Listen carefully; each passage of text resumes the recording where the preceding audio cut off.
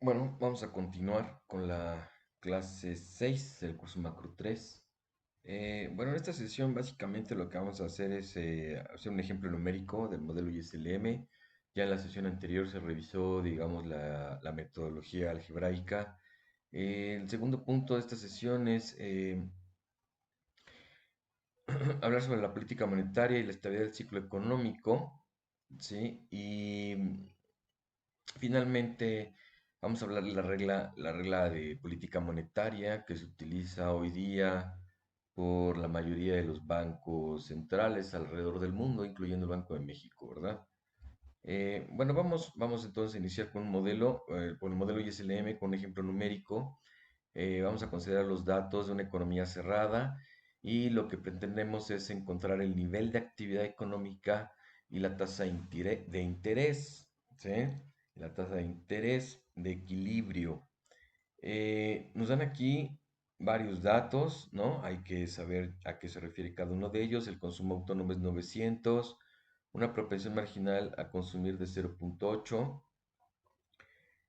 La proporción del ingreso que se paga como impuestos de 0,25. Inversión autónoma de 900. La inversión responde ante cambios en la tasa de interés con un parámetro igual de 500. La respuesta a la inversión ante cambios en la tasa de interés de 500. El gasto de gobierno es de 800. Por otro lado, la demanda de dinero por motivos de precaución es de 12. La oferta de saldos reales es 50. Eh, y bueno, tenemos parámetros en la demanda de dinero de 0,25 y de 625, ¿sí? Son parámetros que explican la respuesta de la demanda de saldos reales ante la tasa de interés y ante la actividad económica.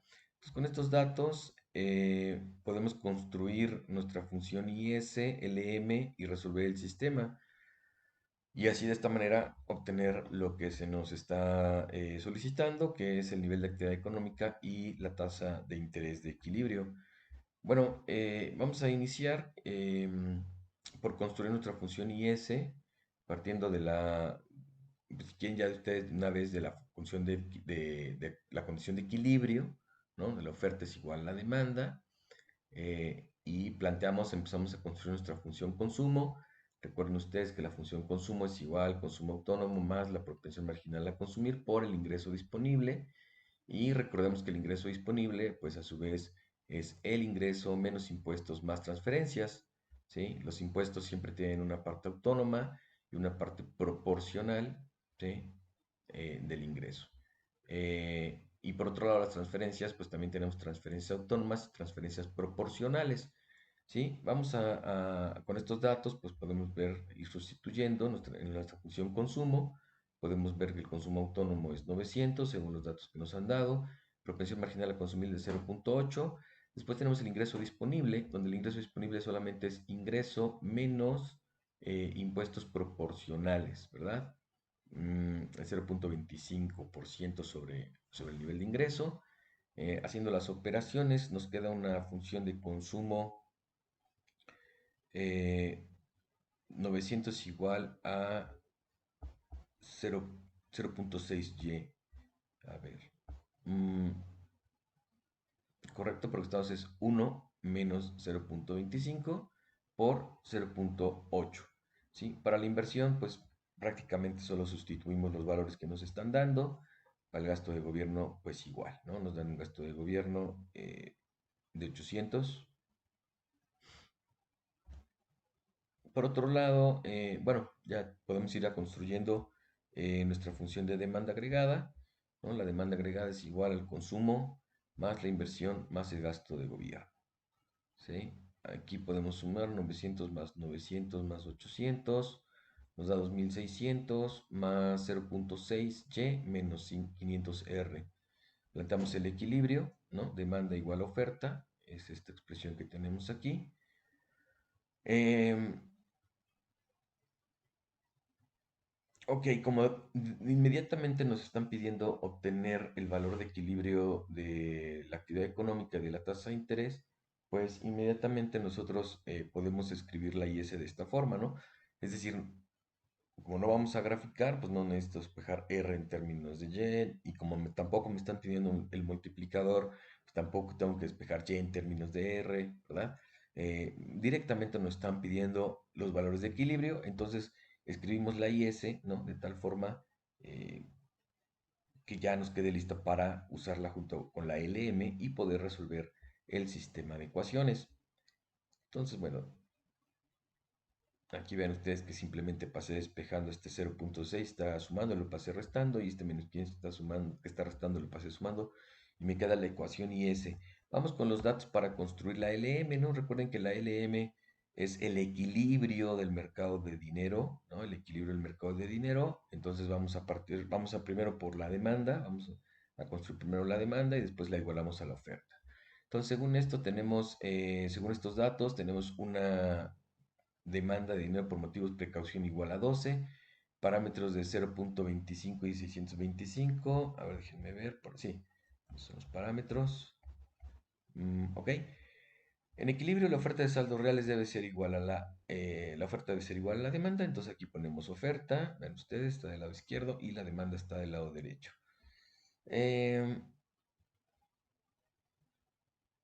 la oferta, ¿no? La oferta menos dan un dato de 50, la sustituimos y la escribimos la LM de esta forma, ¿sí? Para que podamos usarla junto con la IS y poder resolver el sistema de ecuaciones, ¿sí? Entonces, me queda de esta forma, ¿no? Vean ustedes, estas dos ecuaciones que yo tengo aquí son las mismas, la IS que tengo acá, 0.4500, vamos a ver, 0.4500, 2600, ¿correcto? Y luego aquí tengo la LM, ¿no? 0.25 menos 625 igual a 38, correcto. ¿Sí? Tenemos la IS y el LM.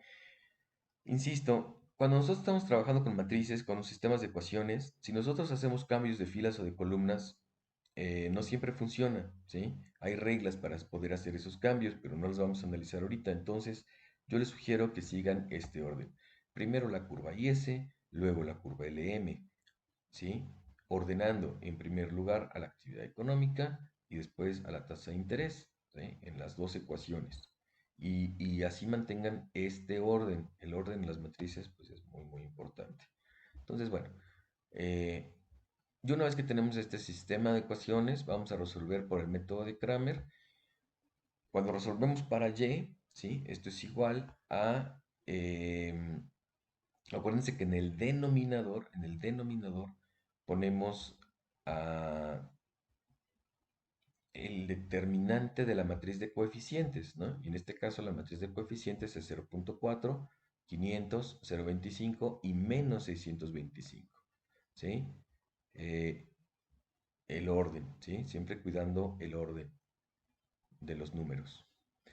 Luego recuerden ustedes que en el numerador lo que hacíamos es, si vamos a resolver para y, quitamos los coeficientes de y, estos que estoy aquí señalando, los quitamos y en su lugar ponemos las constantes que tenemos aquí. Y vean ustedes, es esto que te va acá, ¿sí? Estas constantes, quité los parámetros de y pusimos las constantes. Y los parámetros de R se quedan igual, ¿sí? Y sacamos los determinantes, ¿no? Recuerden, es el producto de los elementos de la matriz, perdón, el producto de los elementos de la diagonal principal menos el producto de los elementos de la diagonal secundaria, ¿sí? Entonces, hacemos estas multiplicaciones, ustedes pueden comprobar en el numerador y en el denominador hacemos lo propio, pueden comprobar los resultados y puedan comprobar que el valor para y es de 4384. Mientras que cuando resolvemos para R, el denominador pues queda igual, ¿sí? Es el mismo valor, menos 375, vean ustedes, menos 375. Mientras que el numerador, dado que vamos a resolver para R, quitamos los coeficientes de R, estos de aquí los quito, ¿sí? Y pongo las constantes, aquí están. Los coeficientes de Y se quedan igual. Hacemos los determinantes, 38 por 0.4 menos 0.25 por 2600. Ustedes pueden comprobar que este sea el resultado. Y lo mismo hacemos en el denominador. Bueno, el denominador en realidad ya lo teníamos, ¿no? Y da aproximadamente, quiere decir que lo redondeé a dos decimales, quiere decir que por aquí hay más decimales, Entonces, aproximadamente da 1,63, ¿no? Eso ya es la tasa de interés. Es una tasa de interés de 1,63, ¿sí? Bueno, tenemos un segundo ejemplo, ¿sí? Consideramos los siguientes datos. Bueno, ahora nos dan aquí en lugar de darnos lo escrito, pues nos dan la notación de las variables que hemos estado utilizando, ¿sí? Y pues es el mismo ejercicio, ¿no? Hallar el valor de equilibrio de la tasa de interés y el nivel de actividad económica. Y lo mismo, ¿no? Iniciamos por construir nuestra curva IS. En particular, empezamos con la función consumo. Vean ustedes que aquí, en este ejemplo, nos están dando todos los elementos del ingreso disponible, ¿sí? Nos están dando todos los elementos. Entonces, bueno, hay que tener cuidado, ¿no? Este es el ingreso menos los impuestos. Entonces, menos 1000, aquí están mis primeros impuestos, menos 0,4 por Y, porque son impuestos proporcionales, más 77, que son transferencias. Y vean ustedes que las transferencias se definen así, ¿no? Como transferencias menos ZY, ¿no? Entonces, bueno, aquí está. También las transferencias son una parte proporcional. Cuando la actividad económica aumenta, disminuye el monto de transferencias que se tienen que otorgar. Y cuando la actividad económica disminuye, aumenta el monto de transferencias que se tienen que otorgar. Hacemos las operaciones. Ustedes pueden ver que si multiplicamos 0,8 por cada uno de los elementos que están en el paréntesis, tenemos este resultado, lo cual se reduce a esto, ¿no? Ok.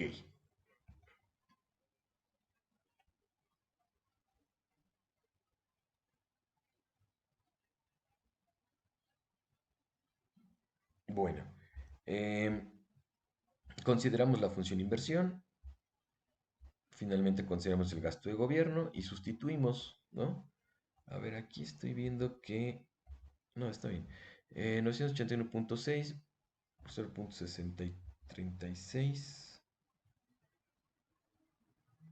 Sí, correcto. Ujú. Ok, ok. Vamos sustituyendo estos dos primeros elementos del consumo. Estos segundos dos es la inversión y finalmente el gasto de gobierno. Em, bueno, obtenemos nuestra IS de esta forma. La escribimos de esta forma, ya que no nos están pidiendo la gráfica ni el multiplicador, pues lo escribimos directamente de esta forma.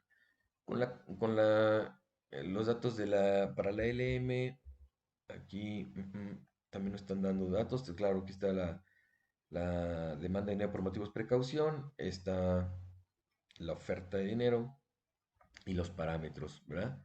Los parámetros. Bueno, pues esa es más sencilla porque simplemente casi casi sustituimos, ¿no? En la demanda, en la oferta, igualamos, ¿sí? Rápidamente igualamos. Y reescribimos la ecuación LM de tal forma que nos quede así, ¿no? Va a quedar 900 menos 100, me queda 800, 0,3y menos 600r, ¿correcto?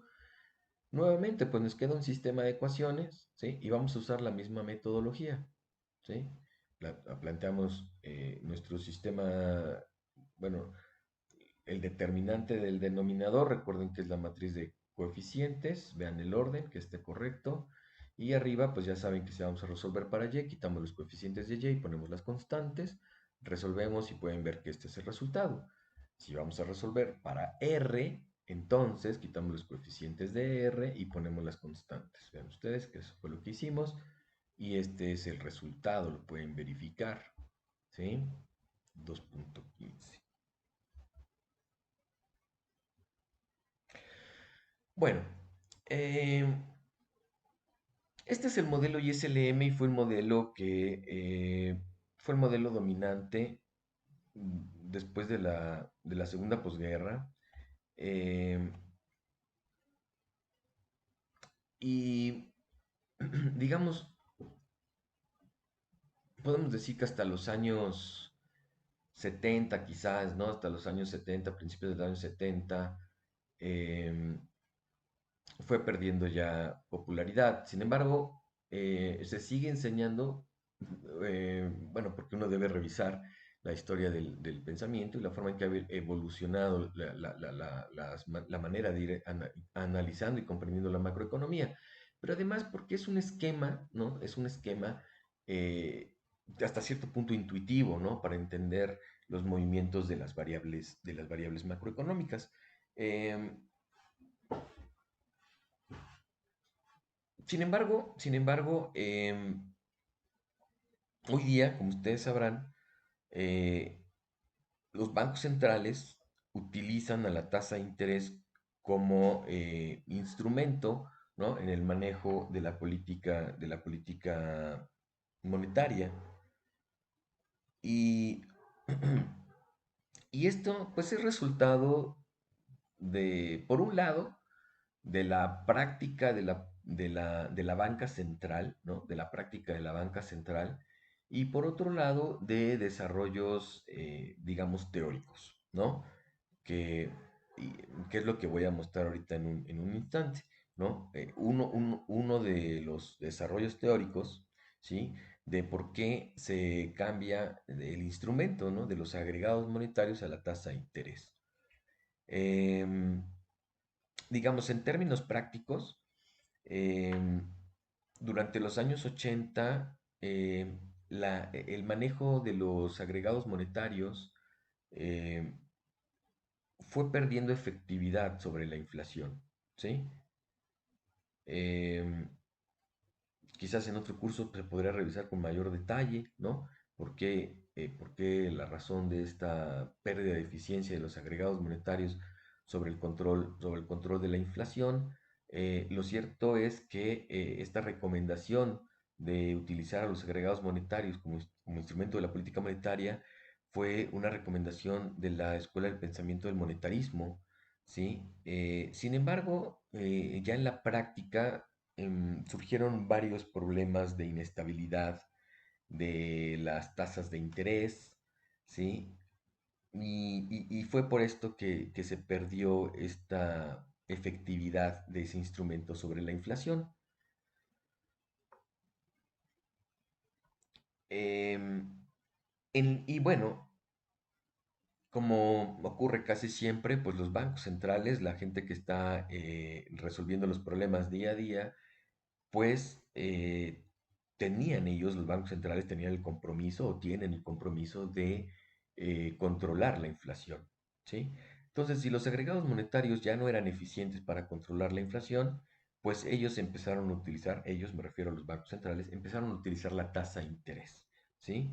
Un poco, digamos, para resolver los problemas cotidianos, ¿no? Sin embargo, pues en la academia se fueron desarrollando modelos teóricos y, pues sí, teorías sobre cómo y por qué podría funcionar un esquema que utilice a la tasa de interés como instrumento de la política monetaria, ¿no? Y que al mismo tiempo se fije un objetivo de inflación. Bueno, entonces brevemente es esta la idea de por qué se fue cambiando de un sistema donde se utilizaban a los agregados monetarios como instrumentos de la política monetaria, ¿no? Para controlar la inflación, a una política que utiliza a la tasa de interés, ¿no? Como instrumento. Esta propuesta que voy a presentar, este esquema que voy a presentar, lo presentó un economista en los años 70 llamado William Poole. Eh, y más o menos es la siguiente idea, ¿sí? Tenemos dos formas de conducción de la política monetaria. Por un lado tenemos la que ya conocemos, la LM, y por otro lado tenemos una regla monetaria que fija la tasa de interés, y por eso es que lo pongo horizontal, ¿sí? Después vamos a ver que esta regla monetaria no necesariamente es horizontal, ¿sí? Pero, pero por lo pronto vamos a ponerla así horizontal, ¿sí? Lo único que quiero señalar es que esta regla monetaria fija la tasa de interés, ¿sí? Es decir, aquí la fijó pues en R0, ¿sí? Ok. Entonces, por un lado tenemos esta línea azul, pues representa el mecanismo de la política monetaria tal cual como lo hemos estado analizando. a través de los agregados monetarios, ¿no? Aumentar o disminuir la cantidad de dinero. Eh, y esta RM pues representa un mecanismo de política monetaria que utiliza a la tasa de interés, ¿sí? Bueno, ahora, tenemos aquí, como pueden observar, dos curvas IS, ¿sí? Una IS sub 0 y una IS prima sub 0. Lo que se quiere representar con estas dos líneas es, digamos, la incertidumbre que puede existir en el mercado de bienes. Es decir, em, al tomar decisiones sobre política monetaria, ¿sí? Eh, no sabríamos dónde va a estar la curva IS, ¿sí? ¿Por qué? Porque el mercado de bienes presenta un choque, ¿sí? Es por eso que se presenta esta incertidumbre, ¿no? De no saber en dónde se encuentra la, la curva IS, no saber dónde se encuentra la curva IS. Entonces, ¿por qué no sabemos dónde se encuentra la curva IS? Porque el mercado de bienes eh, fue, digamos, impactado por una perturbación exógena, ¿no? Un choque exógeno. Bueno, entonces, ante esta incertidumbre de la IS, el Banco Central tiene dos alternativas, ¿sí? O utilizar la LM tradicional o fijar la tasa de interés. El objetivo del Banco Central sería minimizar las fluctuaciones del producto, ¿sí? Minimizar las fluctuaciones del producto. Entonces, como ustedes pueden ver aquí en el esquema, pues los dos puntos, este punto negrito, ¿no? Y este punto negrito que está aquí, pues tienen es más amplio, ¿no? La variación del producto es más amplia. Vean ustedes que va de y sub 0' a y sub 1', ¿no? Mientras que si el Banco Central utiliza la LM tradicional, ¿no? Estos dos puntos naranjas, ¿no? Naranjitas ahí, eh, pues vean que el producto solamente va a oscilar entre Y0 y Y1, ¿no? Entonces, si el Banco Central tiene como objetivo minimizar las fluctuaciones del producto y el mercado de bienes eh, recibe una perturbación, ¿no? Más bien la economía recibe una perturbación por el mercado de bienes, entonces lo que le conviene al Banco Central es utilizar la LM tradicional, los agregados monetarios, ¿sí? Ok, entonces si la economía recibe choques por el mercado de bienes, lo conveniente es utilizar los agregados monetarios, según este esquema.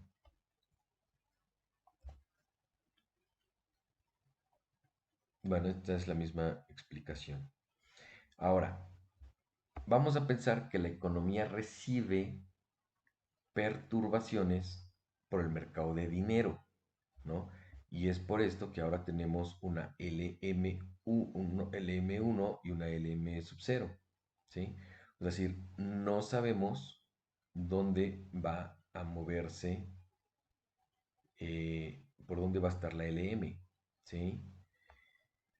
Esto justamente representó parte del problema del experimento monetarista, ¿no? Que, que la demanda de dinero, ¿no? La relación que se esperaba que existía entre los agregados monetarios y la inflación, pues fue perdiendo fuerza porque, digamos, se fue presentando una alta volatilidad en las tasas de interés, ¿no? La demanda de dinero se mostró como una variable muy volátil, ¿sí? Y entonces teníamos este problema, ¿no? Podríamos ejemplificar de manera muy simple, ¿no? Esa volatilidad del mercado de dinero, resultado de la demanda de dinero, ¿sí? Lo podemos ejemplificar como esta LM sub 0, LM sub 1, ¿no? Es decir, la LM va a caer en algún lugar de por acá, ¿sí? Pero no sabemos en dónde, ¿no? Entonces, eso representa la perturbación en el mercado de dinero, ¿sí? La IS, pues solamente tenemos una, pues el mercado de bienes, y ese no ha recibido choque ahora, ¿no? Entonces, igualmente, el Banco Central tiene dos alternativas, o sigue controlando los agregados monetarios o fija una tasa de interés, ¿sí? Vean ustedes que si sigue controlando los agregados monetarios, ¿sí? Y el Banco Central tiene como objetivo disminuir las fluctuaciones de la actividad económica, entonces, si el Banco Central utiliza los agregados monetarios, vean que la fluctuación económica puede ir de Y sub 0 hasta Y sub 1, mientras que si el Banco Central fija la tasa de interés, la actividad económica automáticamente queda fijada en Y prima sub 0, ¿sí? Ya no importa las fluctuaciones del EM porque el Banco Central ha fijado una tasa de interés y eso, junto con la IS, pues determinará la actividad económica, ¿sí? Entonces, eh, ¿qué nos dice este esquema? Digamos, ¿cuál era la enseñanza de de este trabajo de investigación de William Poole?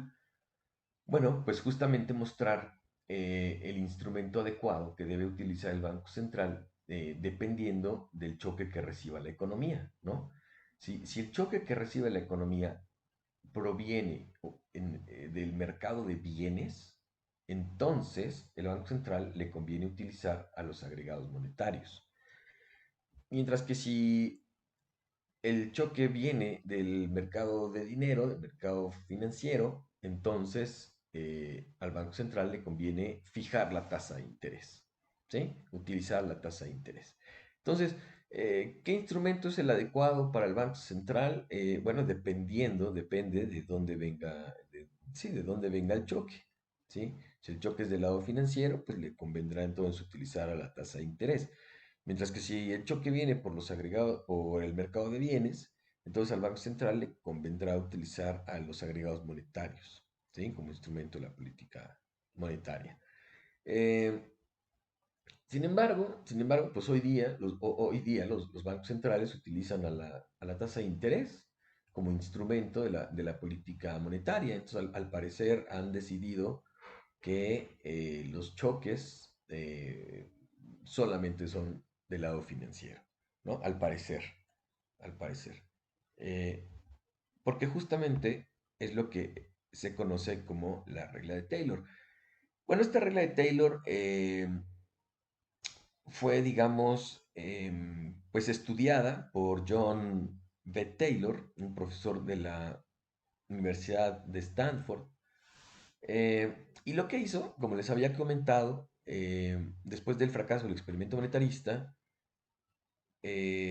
los bancos centrales, pues ellos tendrían que seguir operando todos los días, ¿no? Mientras, bueno, la teoría se seguía desarrollando. Sin embargo, en 1993, John Taylor, pues se hace esta pregunta, ¿no? ¿Cómo han venido, o bueno, cómo ha venido operando la Fed, en particular la Fed, cómo ha venido operando la Fed, la Reserva Federal de los Estados Unidos, el Banco Central de los Estados Unidos, durante los últimos años, ¿no? Es decir, de la década de los 80 hasta, es decir, básicamente la década de los 80, ¿no? Y él encuentra esta regla, esta primera ecuación que tenemos aquí, ¿sí?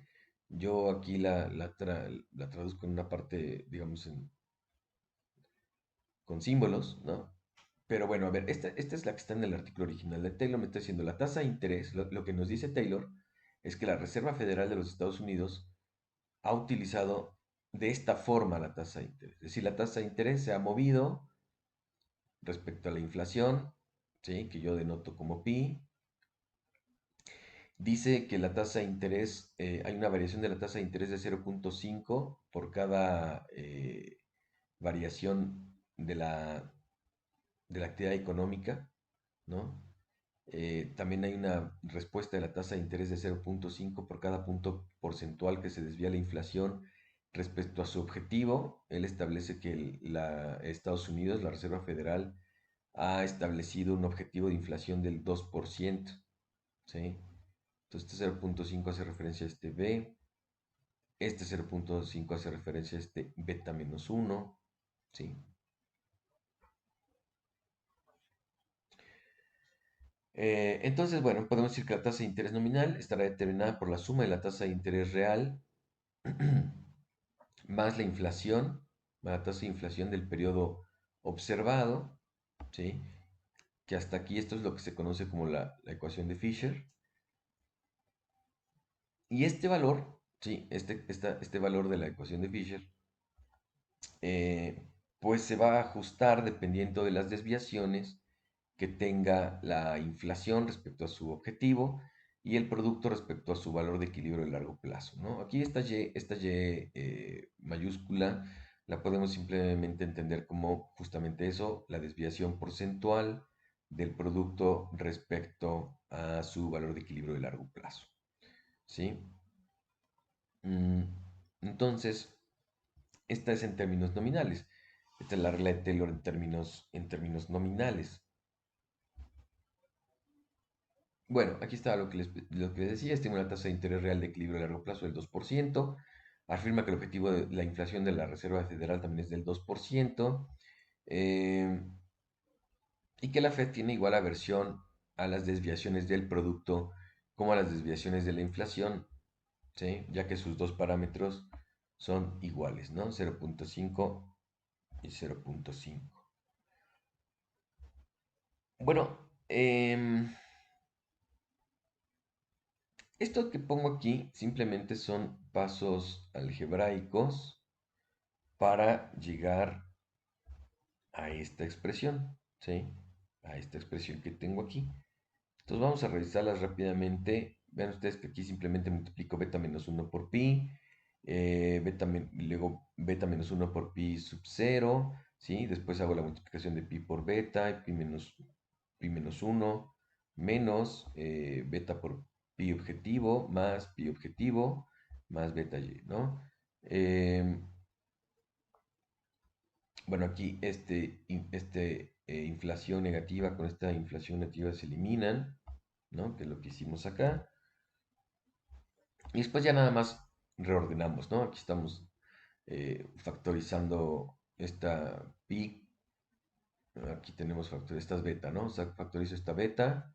Me queda pi menos pi objetivo.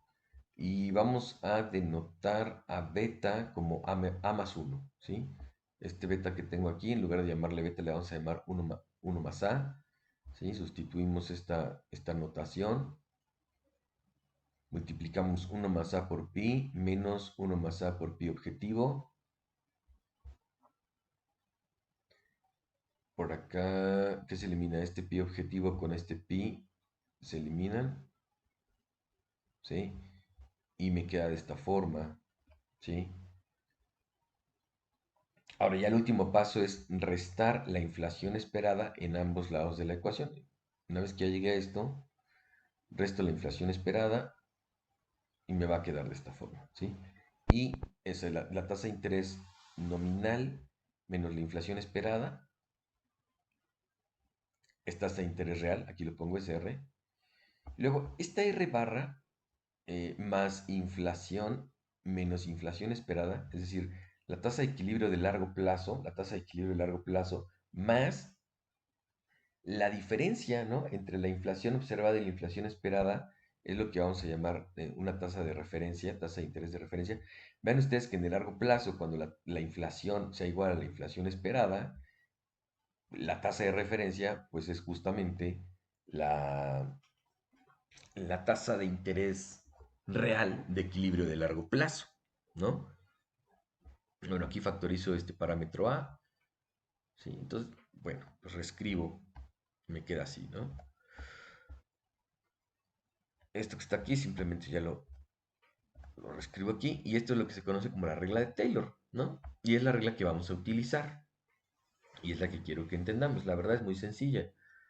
Fíjense ustedes, a ver, ¿qué me dice?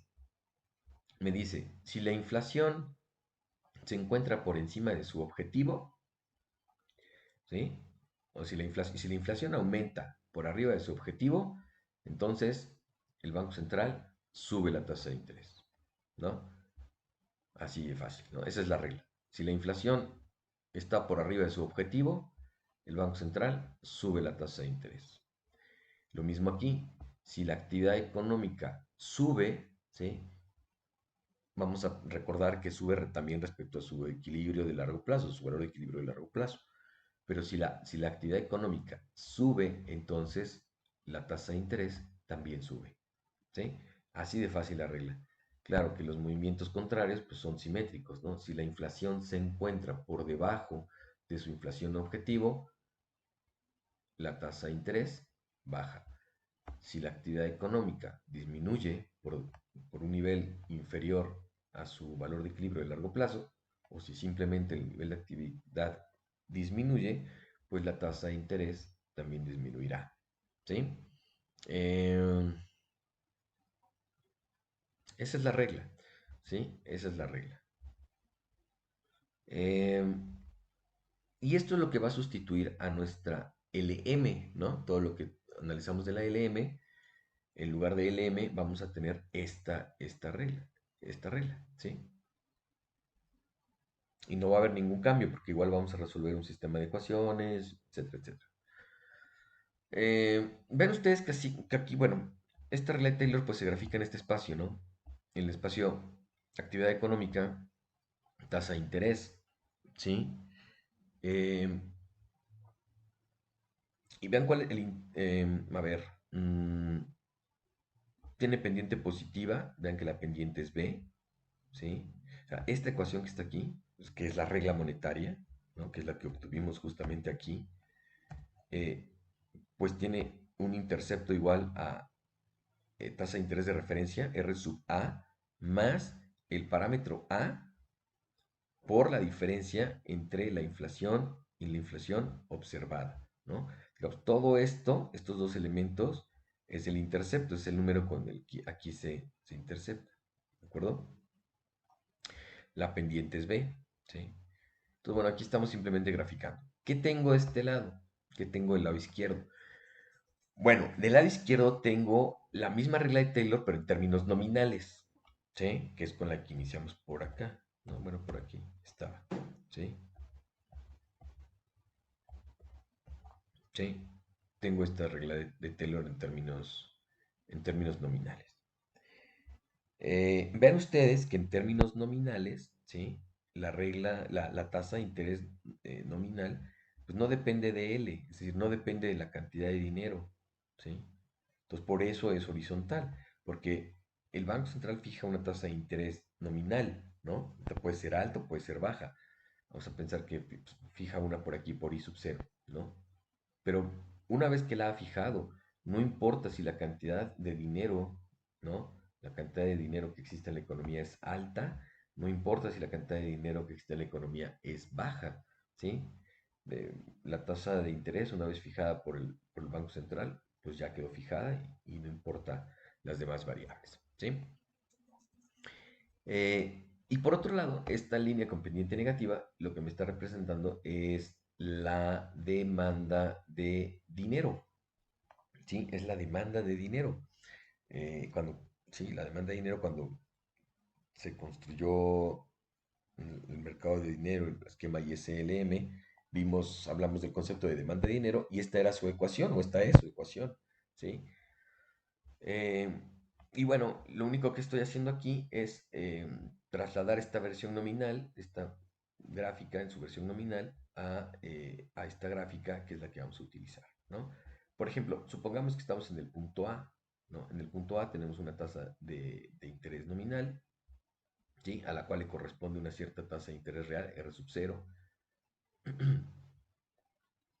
Eh, y supongamos que se presenta un incremento en la actividad económica, ¿no? Por cualquier razón, incrementa Y, ¿sí? Entonces, como ustedes saben, ¿no? Ya lo han revisado, un incremento en la actividad económica genera un desplazamiento de la demanda de dinero, ¿no? Porque pues, en principio hay una mayor cantidad de bienes y servicios que se necesitan intercambiar y por lo tanto necesitamos una mayor cantidad de medio de cambio, ¿sí? Entonces, eh, se desplaza la demanda y nos movemos del punto A al punto A', ¿sí? Y luego, ¿cómo nos movemos de A' a B? Pues es que una vez que se ha incrementado la actividad económica, vean ustedes, si se incrementa la actividad económica, aquí está, si se incrementa la actividad económica, ahí sí se incrementa la tasa de interés nominal. Entonces la tasa de interés nominal pasa de I sub 0 a I sub 1 Y a esta tasa de interés nominal, pues le corresponde una tasa de interés real R sub 1, ¿sí? Entonces ahí está, digamos, cómo podemos construir gráficamente la regla monetaria, ¿sí? Repito, ante un incremento de la actividad económica de Y sub 0 a Y sub 1, la demanda de dinero se desplaza, ¿no? Eh, Pasamos del punto A al punto A', ¿sí? Y este incremento de la actividad económica hace que el Banco Central aumente su tasa de interés nominal, lo cual le corresponde a una mayor tasa de interés real, ¿sí? Aquí están los esquemas. Eh, bueno, ¿qué variables, qué factores pueden determinar los desplazamientos de la regla monetaria? Bueno, pues todos los elementos que mencioné que están en su intercepto, ¿no? Aquí simplemente los pongo en un paréntesis cuadrado para hacerlos más explícitos, pero son estos que están aquí, ¿no? Es RA más parámetro A multiplicado por la diferencia de la inflación y la inflación objetivo, ¿sí? Entonces todos estos elementos están en el, en el intercepto. Entonces, evidentemente, pues un incremento en la tasa de interés de referencia, un incremento en la inflación, pues va a generar incrementos en este intercepto, moviendo la RM hacia arriba o hacia la izquierda. Eh, Mientras que un aumento en el objetivo de inflación, vean que si hay un aumento en el objetivo de inflación, como tenemos un signo menos, entonces la RM se desplazará hacia la derecha, ¿sí? Hacia la derecha. Y esto cuando hablemos de un aumento del objetivo de inflación, cuando hablemos de un aumento del objetivo de inflación, estaremos haciendo referencia a una política monetaria expansiva, ¿sí? Un aumento en el objetivo de inflación eh, es una política monetaria expansiva. ¿Por qué? Pues porque simplemente el Banco Central está siendo más permisivo con los precios, ¿no? Está permitiendo que la inflación suba un poco más, ¿no? Entonces, eso va a generar, vean ustedes, ¿sí? Que para cualquier nivel de tasa de interés, si pi sub 0 es mayor, ¿sí? La actividad económica va a ser mayor para cualquier nivel de tasa de interés, ¿no? Si yo tengo una tasa de interés aquí, ¿no? Por ejemplo, aquí donde estoy señalando que está la tasa de interés, para una RM azul que estoy señalando, pues llegaríamos a un nivel aquí, ¿no? De actividad económica.